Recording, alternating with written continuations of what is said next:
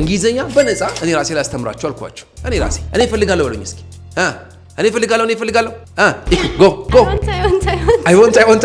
እንደዛ ነው መቼስ አይደለም ፍላጎት ምንድነው ይሄ ፍላጎት need ትክክል ነው ግን ሌላ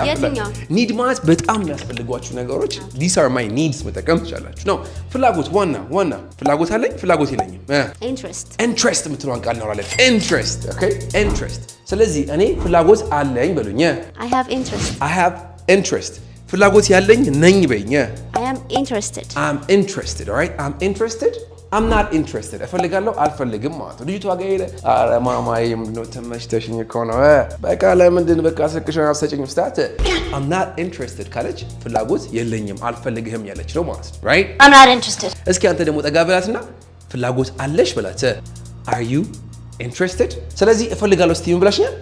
I am interested I'm interested ፍላጎት የለኝም ስትይ I'm not interested አረ ኩቲኒ ኩትመችኛለሽ በቃ ምን አለ ቀብትመቻቸ I'm not interested I'm not interested right good እስኪ ፍላጎት አለኝ በይን ድጋሚ I am interested እንግሊዘኛ ለመማር I'm interested እንግሊዘኛ ለመማር I'm interested to learn English I'm interested to ካላችሁ ትክክል አይደላችሁ I'm sorry ሁሉ ጊዜ interested ስትሉ n ነው የምትሉት I'm interested in እስኪ I'm interested in ከዛ በኋላ መማር ነው አይደል ስለዚህ ምን ትኛለሽ learning English good I'm interested in እንልና እዚህ ጋር የምትገባው ቃል ላይ ing ጠብ ማድረግ ግድ ነው ስለዚህ እንግሊዘኛ ለመማር ፈቃደኛ ነኝ ስትሉ ወይ ፍላጎት አለኝ ስትሉ I'm interested in learning English nice እስኪ አዲስ አበባ ለመኖር ፍላጎት አለኝ በሉ ጥቅጥቅ ያላችሁ ሰዎች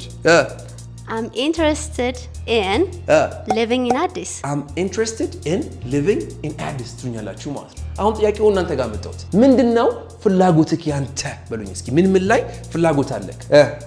What are you interested in What are you interested in ፈጠነት ያደርጉት እነሱ What are you interested in ይሏችኋል ማለት ምን ይሏችኋል What are you interested in What are you interested in What are you interested in Yes this is my question for you guys now What are you interested in ፍላጎታችሁ ምንድነው I'm interested in ብላችሁ ኮሜንት ላይ ደቅ ታደርጉልኛላችሁ ማለት ነው Till I see you next time one love